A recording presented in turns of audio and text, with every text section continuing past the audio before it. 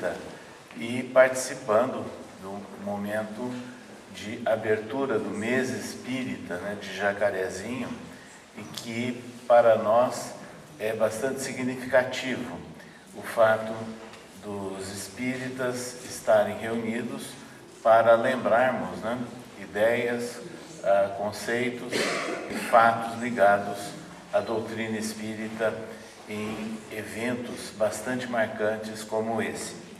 O tema que foi reservado para a noite de hoje, cristianismo e espiritismo, é, sem dúvida nenhuma, algo que nos toca profundamente, porque nós encontramos no movimento espírita muitas ações que tipificam, né, uma ação coerente com a prática cristã.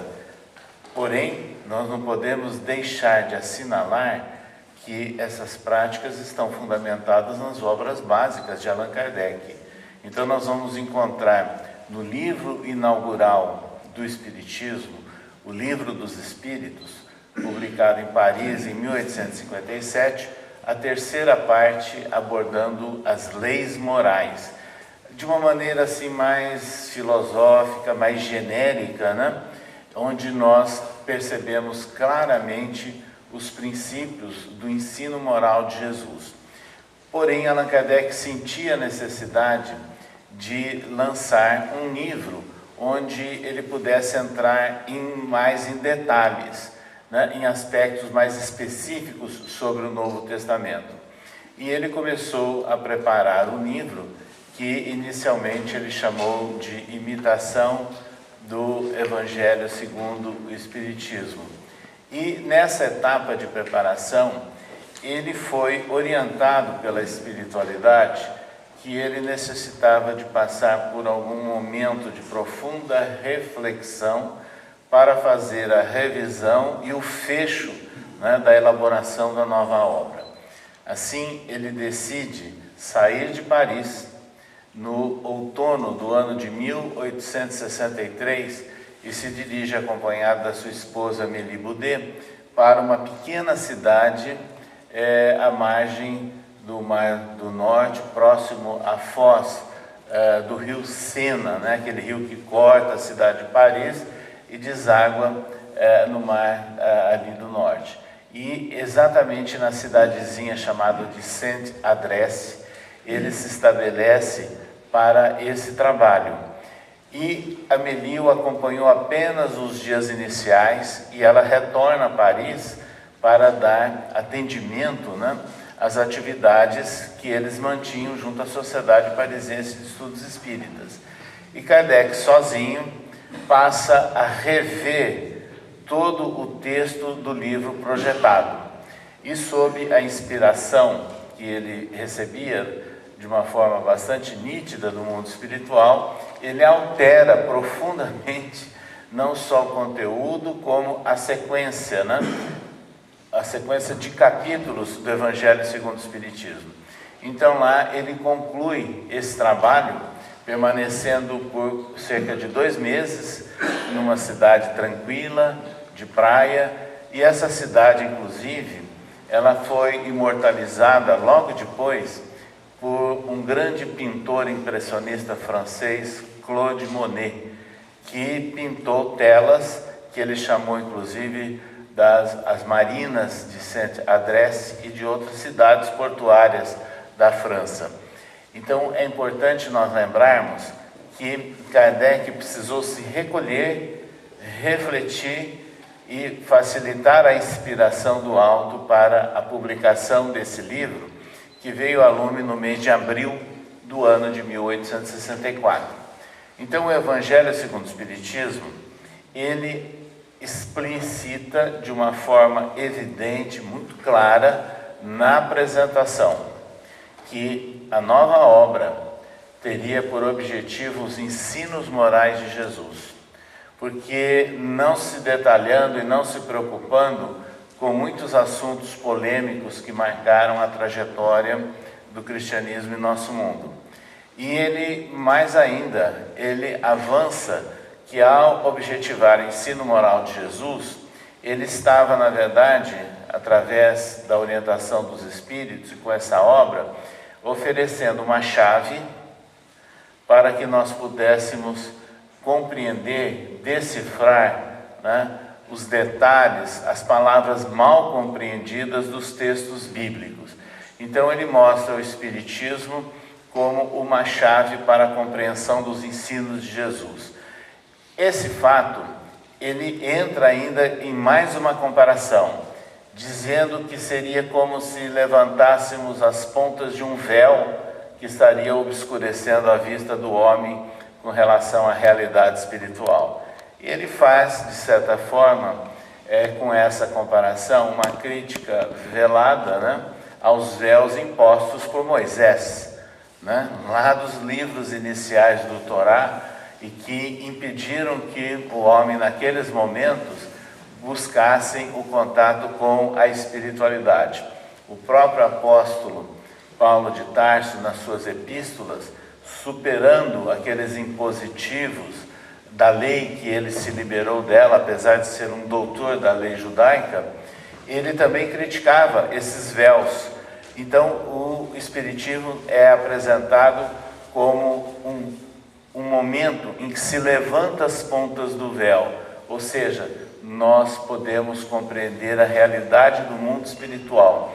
E com base na realidade do mundo espiritual é que nós deciframos os ensinos de Jesus, não mais nos apegando única e exclusivamente em palavras, não mais nos apegando em decorar textos, mas procurando compreender a essência da mensagem.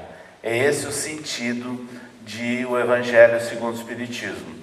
E é interessante que quando ele faz a comparação, que seria a chave para decifrar todos esses conhecimentos, lá atrás o evangelista João escreveu: Jesus é a porta.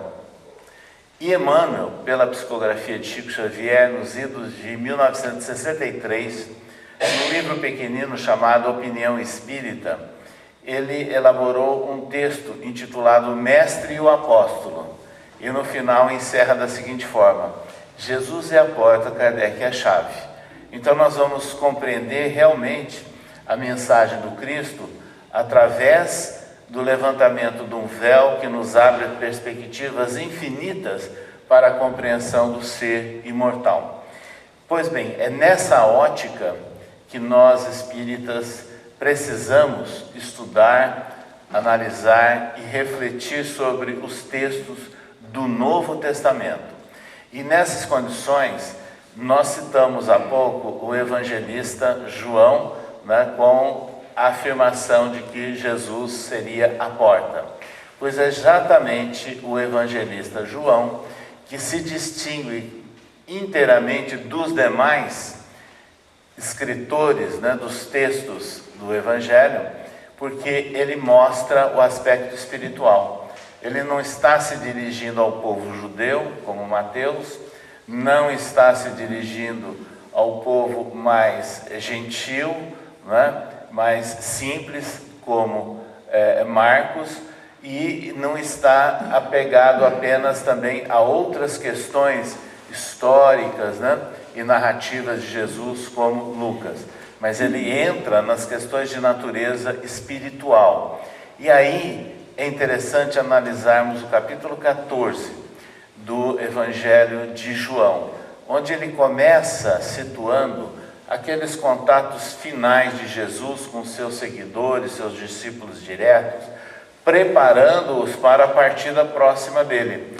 E nesses diálogos, ele dizia o seguinte, que ele realmente estava partindo e queria preparar o caminho para todos eles. E aí Tomé lança a pergunta: mas mestre, que caminho é esse que nós não conhecemos?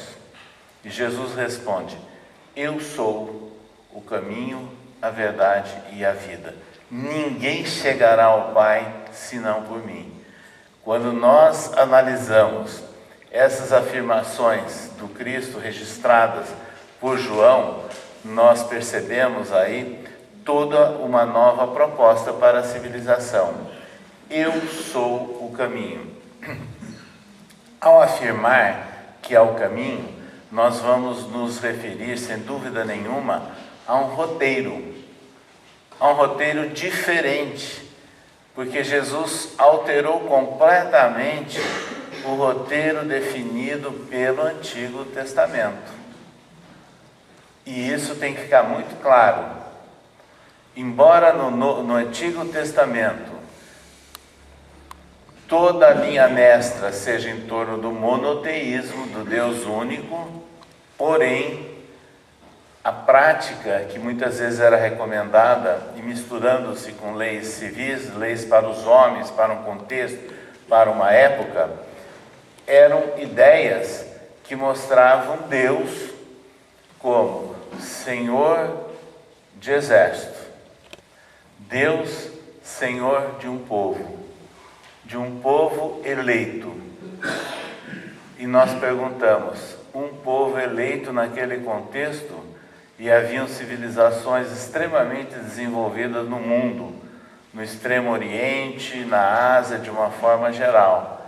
E foi essa ideia de povo eleito que levou e cristalizou a ideia de orgulho de povo e gerando guerras interminas durante todo aquele período, e eu diria, até nossos dias. Então vejam, Jesus mostrava o seguinte: ouvistes o que foi dito aos antigos, eu, porém, vos digo. Então ele começa a mostrar uma nova visão de Deus, que João também registra de uma forma sintética e espetacular. Deus é amor. Então Jesus nos traz a imagem de Deus não mais julgador, não mais punidor, mas Deus Pai, expressão maior da bondade, da misericórdia e da justiça. Então, nesse contexto, o caminho que Jesus nos apresenta é completamente diferente daquele passado, mas com o Espiritismo nós temos condições de compreender melhor ainda esse caminho, com a certeza de que nós somos seres espirituais e imortais. Pré-existimos a atual vida, a atual reencarnação. Então nós somos jornadeiros de um processo evolutivo. E nessas condições, esse caminho que nós vamos trilhando ao longo de milênios faz parte de todo um processo de educação e de um processo evolutivo da nossa civilização, do nosso processo civilizatório.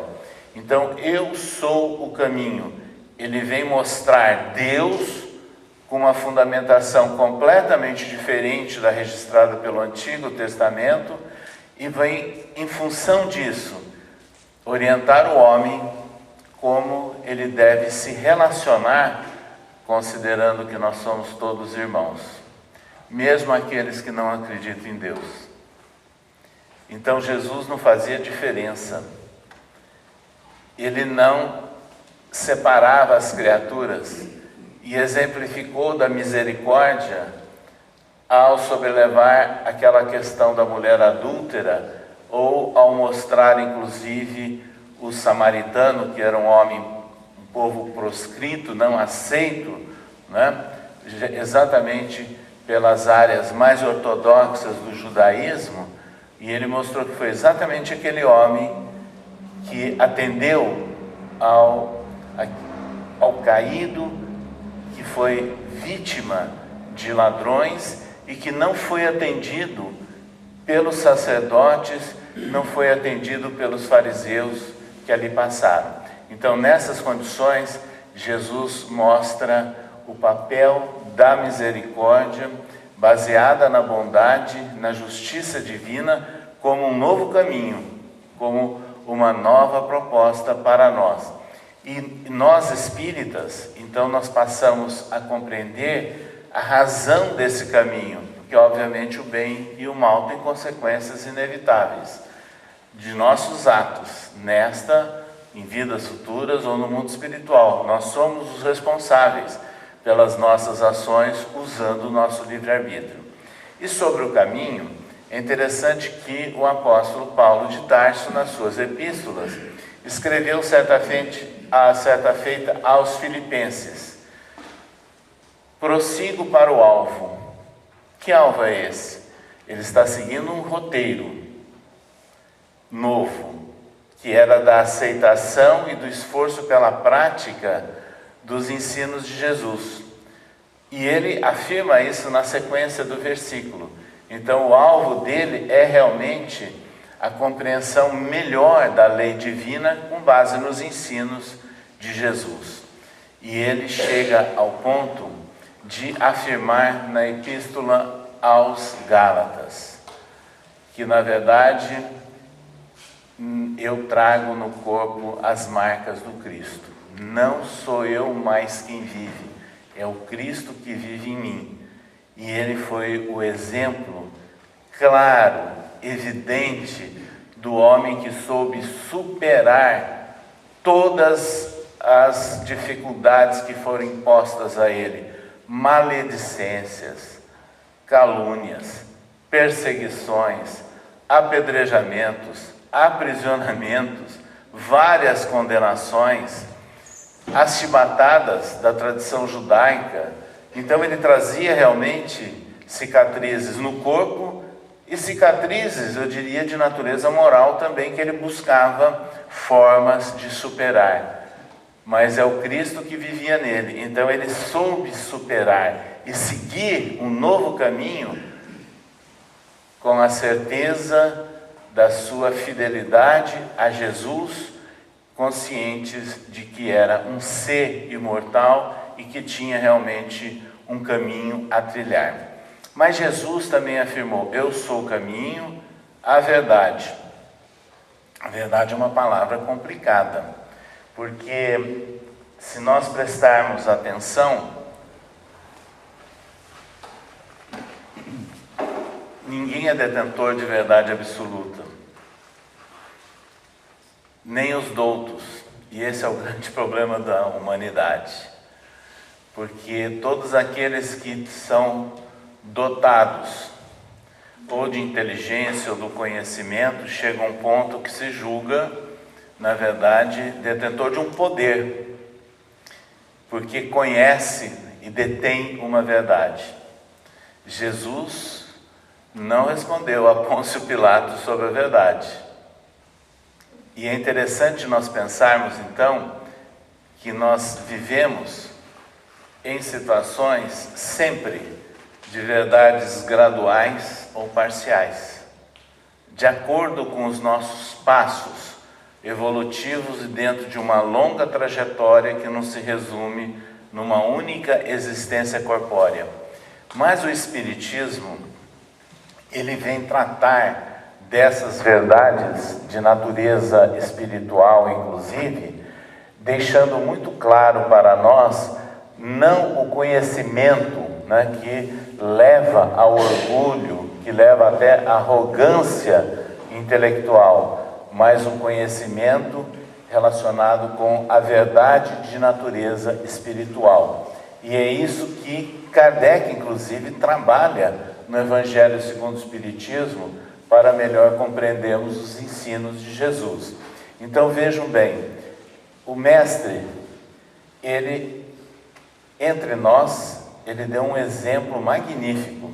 Certa feita ele subiu ao Monte Tabor, e lá estavam 3 discípulos assistindo toda uma cena inesperada, porque ele se apresentou envolto em luz, que é o fenômeno da transfiguração para nós espíritas. Ora, um espírito puro e perfeito, quando a sua atmosfera, o seu conjunto perispiritual transborda, se torna evidentemente luminoso. Mas, ao lado dele, surgiram 2 homens mortos, Moisés e Elias, e ele dialogou com os 2 homens mortos. E aí de uma nuvem, e da simbologia judaica, a nuvem significa algo relacionado com a divindade, com uma inspiração superior. a voz que o identificava. Então, no fenômeno do Monte Tabor, Jesus reinaugurou de uma maneira eloquente, triunfal, o contato com a espiritualidade. Então, ele mostrou mais uma vez uma parcela de uma verdade que estava oculta por véus, que é a certeza da imortalidade da alma. E foi exatamente essa certeza da imortalidade da alma que permitiu a consolidação do cristianismo primitivo entre nós, porque após a crucificação do Cristo, houve um impasse de grande decepção e de medo entre os seguidores de Jesus, que se esconderam. Apenas João acompanhou todos aqueles passos, dando retaguarda a Maria. Porém, a partir do terceiro dia, Jesus apareceu em espírito e verdade. A chamada ressurreição, para nós espíritas, é aparição espiritual, é demonstração da imortalidade da alma. Pode ser, inclusive, um fenômeno de uma forma de materialização. E Jesus não apareceu só aquela vez. Ele apareceu 11 vezes num período de 40 dias, aos seus amigos, à sua mãe, aos seus discípulos, aos caminhantes da estrada de Emaús, depois no mar da Galileia. Então, o fato da aparição de Jesus é que permitiu que a fé, a confiança dos seus seguidores fosse restabelecida e fortalecida, e a partir daí eles se lançaram ao trabalho.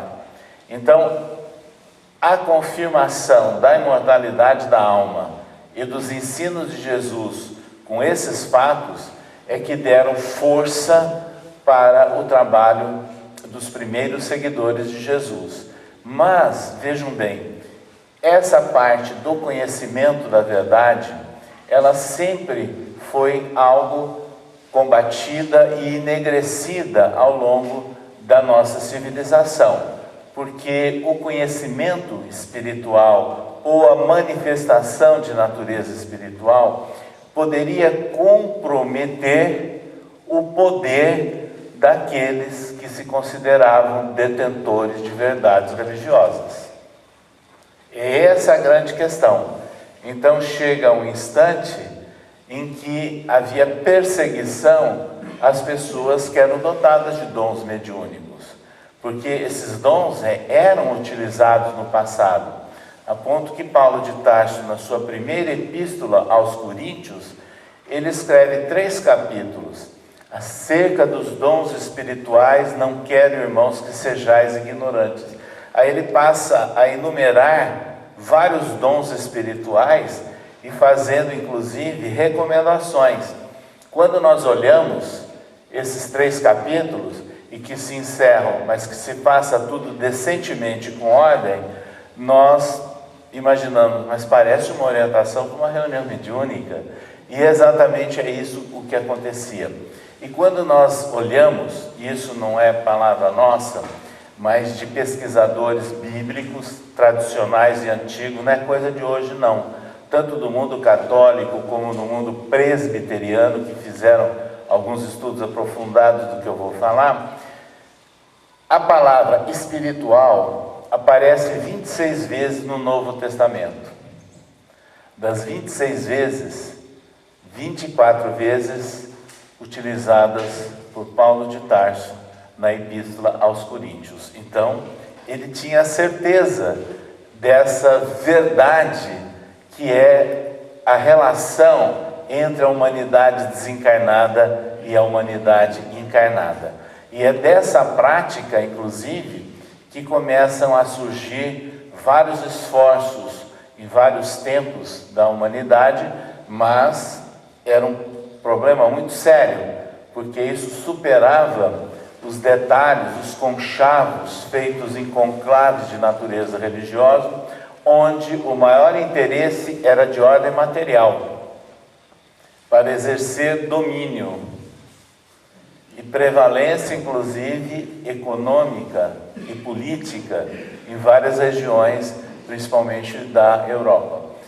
Ou seja, era uma verdade que incomodava. Mas chega um instante em que acontece aquilo que foi predito, quando Jesus disse: se estes se calarem, se dirigindo aos discípulos, as pedras clamarão. E as pedras clamaram, porque no final do século XVIII e no século XIX, ostensivamente começou uma grande ocorrência de fenômenos de efeitos físicos. E esses fenômenos é que chamaram, inclusive, depois, um professor francês, professor Vail, a estudar esses fenômenos todos, e dali ele brota a doutrina espírita. Então o espiritismo, ele surge em função do fenômeno, de estudos sobre fenômenos. Todavia Allan Kardec, ele dá mais importância depois ao conteúdo que emana do fenômeno do que ao fenômeno propriamente dito. E assim surgem as obras da codificação. Então, eu sou o caminho, a verdade. E aí vem aquela frase: conhecereis a verdade e a verdade vos libertará. Como que a verdade vai nos libertar? E libertar do quê? Nos libertar da peia da ignorância do real sentido do nosso viver, porque existem formas de ignorância mesmo naquele ápice da arrogância do conhecimento profundo e intelectual. É por isso que um grande filósofo de origem francesa da atualidade, Edgar Morin, afirma que é necessário vencermos a cegueira da ignorância.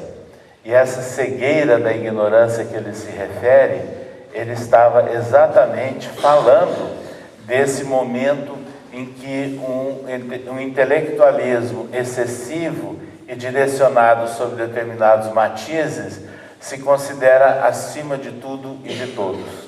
E aí a natureza espiritual vai nos colocar um sentido melhor, não é? Para vencermos essa cegueira do conhecimento, para buscarmos um pleno ou maior parcela de conhecimento da verdade de natureza espiritual. E aí a mediunidade é realmente o grande instrumental. Quando nós vemos, desde as épocas do cristianismo primitivo, a prática da mediunidade como grandes médiuns da nossa atualidade, é o caso de Chico Xavier, o maior médium da nossa civilização, quando ele se coloca como um intermediário para centenas e centenas de entidades espirituais escreverem vários estilos, a ponto de que, nas primeiras obras que o jovem Chico Xavier psicografou lá nos tempos de Pedro Leopoldo, e chegou inclusive ao conhecimento da Academia Brasileira de Letras, como Parnaso de Além Túmulo e outras obras, e que tiveram os estilos reconhecidos, identificados e valorizados por membros da academia, como Menotti Del Pique, Agripino Grieco, Monteiro Lobato, e outros chegaram a afirmar, inclusive, que Chico Xavier teria direito a quantas cadeiras quisesse na Academia Brasileira de Letras, se fosse ele próprio que estivesse escrevendo, mas ele estava sendo intermediário desses espíritos.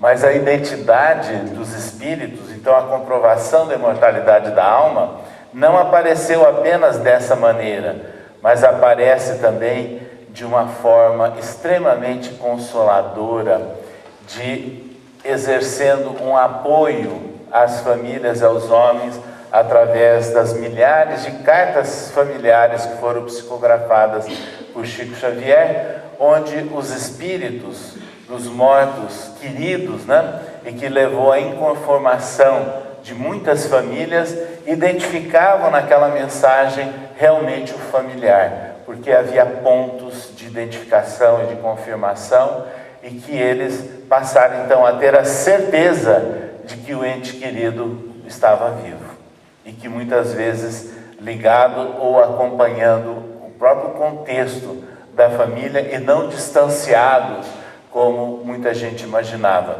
Então a certeza da imortalidade da alma representou ponto de equilíbrio para muitas famílias que nós conhecemos nas visitas a Chico Xavier, porque eles se restabeleceram daquela situação inesperada de desencanto, de decepção, de angústia profunda, quando a imortalidade da alma chega até eles, dando a certeza de que o familiar estava vivendo.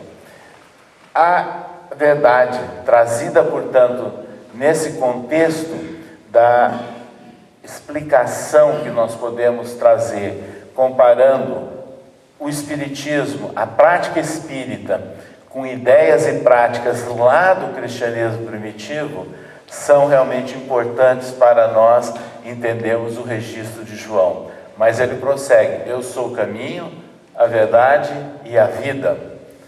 Como é que nós podemos definir vida? Com base no quê? A vida é um conjunto de reações químicas.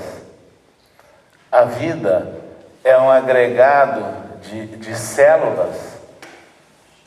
A vida, ela é autônoma, ou ela tem uma certa ligação, gerando um ente que tem a ver conosco, né, do ponto de vista orgânico e com relações espirituais. Então é difícil nós definirmos a vida na ideia que nós muitas vezes procuramos analisar ou sintetizar dentro de uma ótica material. Mas hoje em dia, se nós buscarmos conceitos de vida e relacionado com saúde, porque quando nós falamos em vida, do ponto de vista material, a gente está relacionando com a nossa existência física e, obviamente, com saúde. Aí nós vamos compreender que a Organização Mundial da Saúde conceitua, inclusive, a saúde quando existe um equilíbrio, né, do ponto de vista orgânico, mental ou psíquico, social, e aí nós acrescentamos o espiritual. Vejam bem, essas afirmações, quando nós analisamos hoje as obras psicográficas de Chico Xavier, principalmente assinadas pelo espírito André Luiz, destacando-se aí as obras que mostram os preparativos para a reencarnação, Missionários da Luz, depois entendendo a obra Evolução em Dois Mundos, entendendo também a compreensão da relação de enfermidades que muitas vezes nós podemos apresentar e que são relacionadas com distonias mentais e que geram inclusive problemas de natureza orgânica e também o acionamento por parte de entidades espirituais.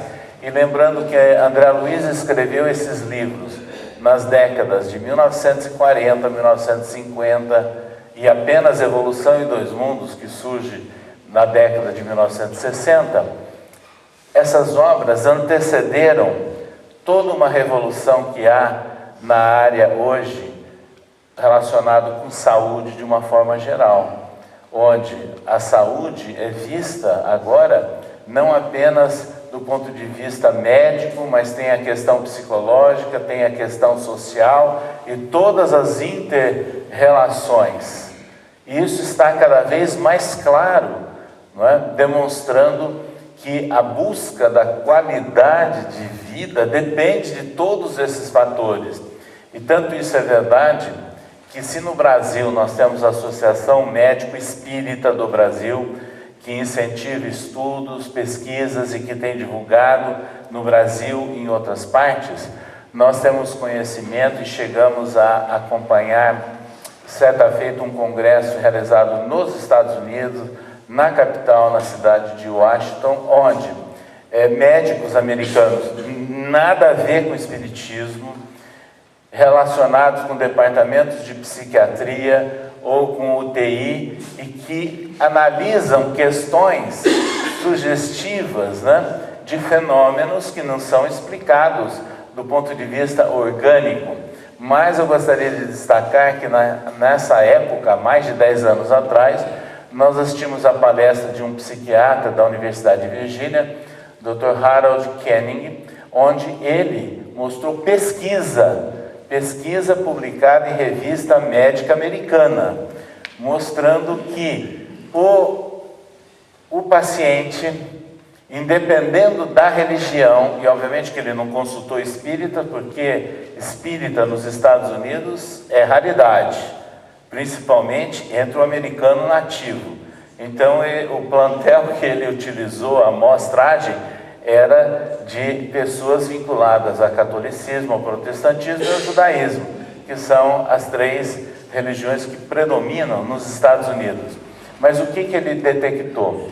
Que essas criaturas, quando são realmente sinceras e têm fé, certeza nas suas crenças, nas propostas de vida e etc., eles suplantam melhor os impasses e as dificuldades da dor e da própria doença, melhorando a qualidade de vida.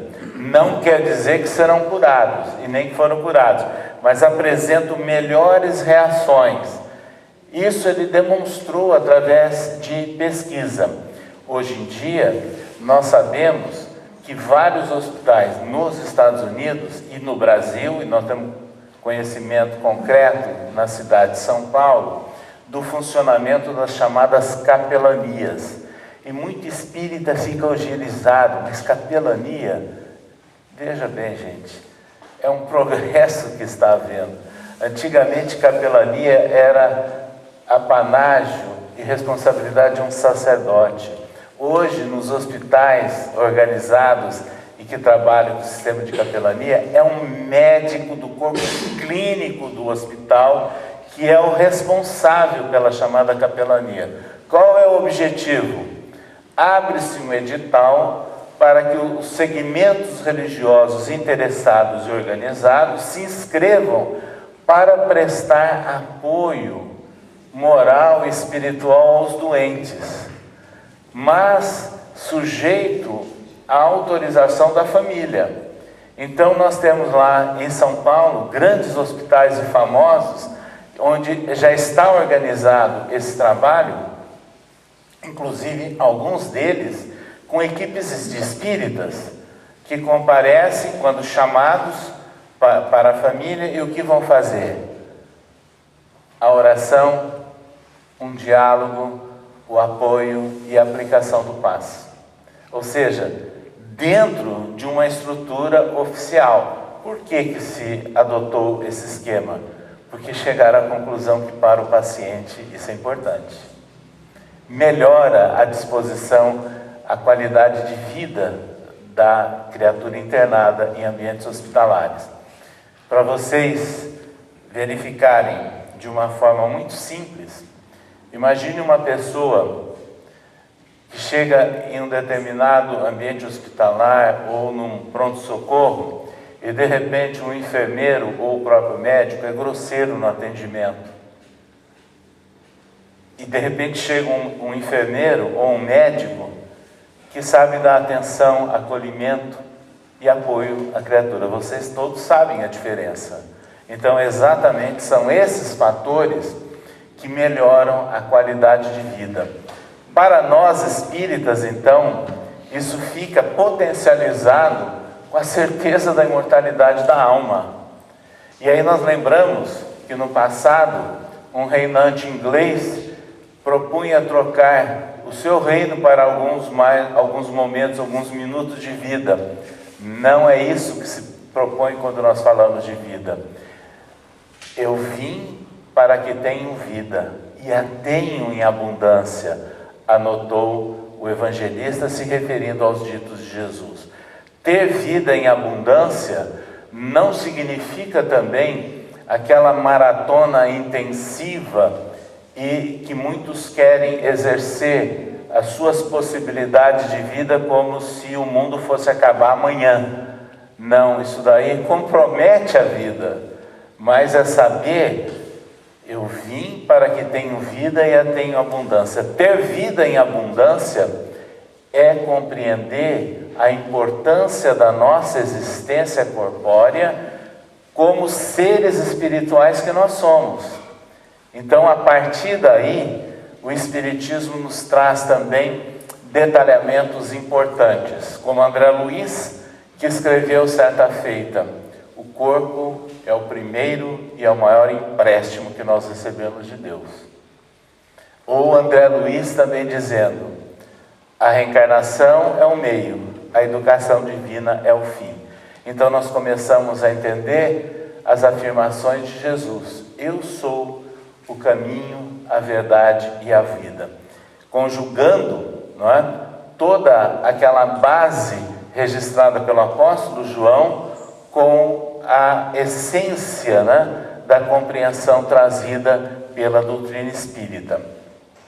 Porém, esse evangelista, nesse mesmo capítulo 14, naqueles momentos que Jesus estava se despedindo dos seus discípulos, ele disse mais alguma coisa: se me amais, guardai os meus mandamentos. Eu partirei, mas não vos deixarei órfãos. No momento oportuno vos enviarei o Consolador, que restabelecerá a verdade e vos ensinará mais alguma coisa. Então, essas afirmações registradas por João são de muita significação para nós, porque Allan Kardec, ele trata do assunto em detalhes no capítulo 6 do Evangelho segundo o Espiritismo, que é intitulado O Cristo Consolador. E aí nós vamos primeiramente analisar a palavra Consolador, lembrando que nós encontramos vários textos ou várias versões ou traduções da Bíblia, né, ao nosso dispor, né, dentro da literatura disponível no Brasil. E aí é importante que a gente saiba que há diferenças de tradução. E é importante também que alguém que vá efetivamente estudar o Novo Testamento não se detenha numa única tradução, porque há diferenças. Por exemplo, hoje os grandes estudiosos de história acadêmica, não é história ligada a espiritismo e nem no momento atual, história acadêmica do mundo britânico, do mundo americano, francês e alemão, eles concluíram já há algum tempo de que todos os textos do Novo Testamento, sem nenhuma exceção, foram escritos em grego koiné. Grego koiné é um grego mais simples. Seria comparável aos nossos dias, e guardado as devidas proporções, à simplicidade do inglês comercial. Porque era, na verdade, a forma de comunicação dentro do Império Romano. Porque o Império Romano envolvia várias regiões e vários reinos, e cada um com a sua língua ou o seu dialeto. Não era o latim que predominava nesses diálogos entre os vários povos, mas o grego. Porque o próprio Império Romano, eles seguiam e adotavam, sem dúvida nenhuma, a base da cultura helênica, né? E é interessante, então, que entre esses que registraram o Novo Testamento, houve a redação inicial no grego, que é o grego koiné. Pois bem, depois disso, surgiu a tradução do grego para o latim, feita por Jerônimo, que é chamada Vulgata. Então, a partir daí, nós temos nas grandes bibliotecas do mundo que não pegaram fogo, que não foram desprezadas, que não foram, na verdade, largadas ao bel prazer, textos dos primeiros séculos ainda do cristianismo. E lá pode-se perceber que os textos gregos geraram várias traduções. E a Vulgata, ou seja, a tradução para o latim, geraram também várias outras traduções. Então aí começam a surgir algumas diferenças. Allan Kardec, ele foi claro no Evangelho segundo o Espiritismo, que ele adota a tradução do Lemaitre de Sacy. Quem foi Lemaitre de Sacy? Foi um intelectual francês ligado a um monastério, a uma escola filosófica religiosa chamada Port-Royal, nos arredores de Paris, e que ele fez essas traduções do século XVII. Ou seja, foi a primeira tradução do latim, da Vulgata, para o idioma francês. E essa tradução feita pelo Lemaitre de Sacy, no século XIX, na época de Kardec, era a mais comum na França, a mais difundida. Então ele adota essa tradução. Na tradução de Sacy, e que Kardec coloca no Evangelho segundo o Espiritismo, existe a palavra consolador. Quer dizer, do latim para o francês, consolador. Quando se busca os originais ou os textos que reproduziram a partir do grego, aparece a palavra paráclito no lugar de consolador. Então vocês podem ver que encontrarão Bíblias falando que foi prometido o paráclito, outra fala foi prometido o consolador. Mas há traduções a partir do grego e no mundo anglo-saxônico que traduzem para a palavra auxiliador, ajudador e até de advogado, no sentido de advogado de defesa. E é interessante a ideia: auxiliador, ajudador, advogado de defesa. Sabe por quê? O objetivo do advogado de defesa é oferecer uma oportunidade. Agora, o uso dessa oportunidade vai depender do livre-arbítrio, a responsabilidade da pessoa. Guardadas as devidas proporções, é o que acontece com Deus. Nós temos sempre oportunidades, mas nós somos os responsáveis pelos nossos atos. Então, através da nossa consciência, por isso que o Livro dos Espíritos registra que, na verdade, a lei de Deus está esculpida na nossa consciência. Por isso é que nós podemos entender a dificuldade e as diferenciações e o grande contraste entre as pessoas. São graus de consciências diferentes. Essa é a grande questão. Então, quando nós encontramos essa diversidade de interpretação da palavra, mas quando nós juntamos, todas no fundo querem dizer quase que a mesma coisa. Então, o Consolador prometido por Jesus é algo que vem apoiar, auxiliar, ajudar, abrir, mostrar a possibilidade de uma nova oportunidade e consolar a criatura. Esse é o papel do Espiritismo, que Allan Kardec define no capítulo 6 do Evangelho segundo o Espiritismo. O Cristo Consolador. Então o Espiritismo tem esse papel. Agora, ele está fazendo essa missão definida pela espiritualidade superior, mas restabelecendo a verdade e nos ensinando mais alguma coisa. Que verdade ele está restabelecendo? Restabelecendo a verdade do cristianismo primitivo, que foi conspurcada ao longo dos tempos, que foi, na verdade, abafada por interesses materiais e que fecharam ao homem efetivamente a melhor compreensão do ensino, da essência moral que foi trazida por Jesus. Esse é o grande papel. E ensinar mais alguma coisa. É a relação com a imortalidade da alma, que vem fortalecer mais ainda os ensinos e a proposta trazida por Jesus. Então agora, à luz do Espiritismo, nós olhamos o cristianismo, né, que foi o Cristo, o intermediário, mostrando a lei divina, foi isso que ele nos trouxe, exatamente a lei divina numa nova versão, uma nova forma de compreensão para a humanidade. Então nós começamos a nos situar como seres espirituais, seres imortais, imersos nesse conjunto do universo, para buscarmos, sem dúvida nenhuma, aquilo que Paulo escreveu, prosseguindo para o alvo, buscando realmente essa compreensão maior que todos nós precisamos para superarmos os impasses e as dificuldades.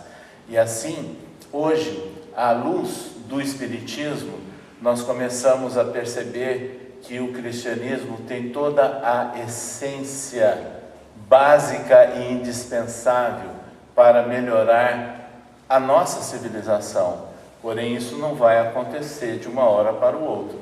E aí Allan Kardec, em A Gênese, trabalha nos últimos capítulos, Sinais dos Tempos, e os tempos são chegados, trata exatamente dessa questão, que no momento que nós vivemos, que não é o mais importante aquilo que ameaça, atemoriza as criaturas, imaginando grandes cataclismas. Se isso acontecer, faz parte de um processo natural do nosso globo, e que acontece sempre, porque o nosso globo, ele é um organismo praticamente vivo, ele se movimenta, é uma característica. Allan Kardec chama mais atenção do seguinte, que a maior mudança e que é esperada é a melhoria do homem, no sentido da responsabilidade e da compreensão da prática da fraternidade, da solidariedade e da beneficência entre as criaturas. É esse o grande processo que deve ser esperado. E se nós analisamos o mundo de hoje, que muita gente fica atemorizado, com grandes contrastes, sem dúvida nenhuma, ele é melhor do que 100 anos atrás, ele é melhor do que 300 anos atrás, ele é melhor do que 1000 anos atrás. Nós temos que compreender todo um processo gradual de aprimoramento e de evolução, e que a vida, para nós, imortal, permite-nos essa compreensão mais ampla. Nós estamos hoje vivendo, sem dúvida nenhuma, momentos decisivos, momentos importantes, mas a ética e a moral que emanam do cristianismo e ampliada compreensão pelo Espiritismo nos trazem aquele arsenal, sem dúvida nenhuma, para termos fé no futuro, confiança no dia de amanhã, a certeza da imortalidade da alma. E a respeito, nós lembramos aqui de uma mensagem extremamente curiosa. Chico Xavier era médium não apenas de psicografia,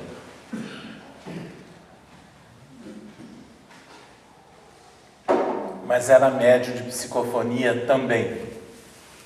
Participava, lá nos tempos de Pedro Leopoldo, como em Uberaba, de reuniões próprias, onde ele se prestava para a manifestação de espíritos necessitados. Não eram espíritos evoluídos, esclarecidos, não. E havia alguém que dialogava, dialogava com essas entidades. E no final da reunião é que havia uma manifestação de apoio, de orientação geral. E eles constituíram lá nos tempos de Pedro Leopoldo o grupo Meimei, que tinha exatamente esse objetivo de atender as almas que estavam carentes, aflitas, precisando de um apoio. O coordenador da reunião foi designado o Arnaldo Rocha, viúvo de Meimei, e que nós o conhecemos, mantivemos amizade, o acompanhamos até a desencarnação dele, que aconteceu há 7 anos atrás apenas. E lá no grupo Meimei, em Uberaba, eles ganharam de presente, em 1953, um gravador. Imagina, um gravador, 1953. Era uma coisa enorme, uma caixa grande, com 2 rolos de fita, uma coisa assim complexa, Qualquer um teria medo de botar o dedo e levar um choque, provavelmente, Mas ensinaram como utilizar aquela coisa estranha. Então foi uma pessoa treinada para gravar as reuniões mediúnicas de que Chico participava. E depois de um tempo, passado 3 anos, o Arnaldo Rocha teve a ideia de transcrever aquelas fitas, de passar para o papel as mensagens. E aí ele viu que era um conteúdo muito importante. e resolveu levar no Rio de Janeiro, onde era na época a sede da FEB, ao presidente Vantuil de Freitas, essas transcrições das fitas gravadas.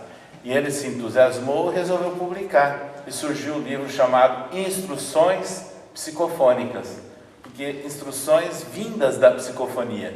E logo depois o segundo livro, Vozes do Grande Além. São livros inéditos, marcantes, né? Porque historicamente não havia ainda obra surgida através de gravação. Pois bem, numa dessas gravações acontece um fato marcante e histórico. Naquele dia, houve uma manifestação muito bonita do espírito Bittencourt Sampaio. Quem não conhece, Bittencourt Sampaio foi um vulto histórico do século XIX, jurista, entre outras coisas. Quando ele estudava no Largo de São Francisco, em São Paulo, ele era poeta. E ele escrevia letras e um amigo dele passou a musicar. Só que o amigo dele naquela época era o jovem Carlos Gomes. Então surgiu o hino da Faculdade do Largo de São Francisco, que é adotado até hoje, né, da Faculdade de Direito da USP, letra de Bittencourt Sampaio, música de Carlos Gomes. E uma canção popular muito conhecida no Brasil, Quem Sabe, né? Que circula inclusive na internet. Letra de Bittencourt Sampaio, música de Carlos Gomes. Mas ele se forma, passa a atuar no Rio de Janeiro, se torna deputado junto à Assembleia Nacional, foi um dos fundadores do Partido Republicano, foi designado presidente da província do Espírito Santo, como era o termo da época, né? Se transforma em espírita, médium, apesar de toda a cultura dele e de todo o envolvimento, né, político e no meio jurídico, ele se torna espírita e médium, atuando de uma forma muito simples nos primeiros centros do Rio de Janeiro. Pois ele, no final de uma dessas reuniões, lá no Grupo Espírita Meimei de Pedro Leopoldo, ele se manifesta pela psicofonia de Chico. As pessoas que estavam escutando ficaram emocionadas. A mensagem belíssima. E aí, quando termina a reunião, naquele dia faltou o responsável pela gravação. E alguém tentou ali substituí-lo de uma forma improvisada. Quando eles foram mexer nas fitas, não havia sido gravada aquela mensagem. Então houve aquele ambiente de decepção e comentando, nossa, perdemos uma lição belíssima, né? E o Chico, como bom mineiro, quietinho ouvindo. Aí naquelas tantas o Chico falou assim, olha, a Meimei, espírito, né? Está aqui presente e pede para dizer para vocês que lá do outro lado também existe gravador. Então vocês me arrumam papel e lápis, que ela vai escrever o que Bittencourt Sampaio falou agora há pouco. Aí ele passa a psicografar. Quando eles leem a mensagem, era ipsis literis, aquilo que tinha sido falado, né, pela psicofonia de Chico Xavier. A mensagem é muito interessante, porque Bittencourt Sampaio analisa de uma forma sintética toda a trajetória do nosso mundo, as dificuldades da nossa civilização, os acertos, né? Os vários momentos, e no final ele encerra dizendo o seguinte, e que nós vamos reproduzir com palavras nossas, porque não temos o dom de reproduzir fielmente aquilo que ele anotou. A mensagem de Bittencourt Sampaio se chama Cristo no Leme. E ela encerra da seguinte forma, depois de falar de toda a trajetória da nossa civilização. Quando os oceanos estiverem revoltos, as naus à matroca, os mastros caindo, a tripulação em desespero e angustiada, não vos desespereis, Jesus está no leme. É exatamente o momento que nós vivemos de dificuldades, de dúvidas, de ansiedades, mas para aqueles que têm confiança em Deus, fé no futuro e certeza da imortalidade da alma, nós temos todo o instrumental necessário para superarmos e vencermos a nova empreitada e as novas situações. Essa é a visão que nós trazemos relacionando cristianismo e espiritismo. E para encerrar, lembramos de uma anotação de Kardec no Evangelho segundo o Espiritismo, porque muita gente critica o cristianismo e ele diz o seguinte: todas as verdades estão contidas no cristianismo, os erros são de origem humana. E nós que somos espíritos reencarnados, nós perguntamos: de quem seria o erro, o engano cometido ao longo de todos esses tempos no seio do cristianismo? Vejam, pois, que há uma responsabilidade muito grande de todos nós, hoje, com a certeza da imortalidade da alma e de prosseguirmos avante e firmes nos nossos compromissos como seres imortais. Obrigado.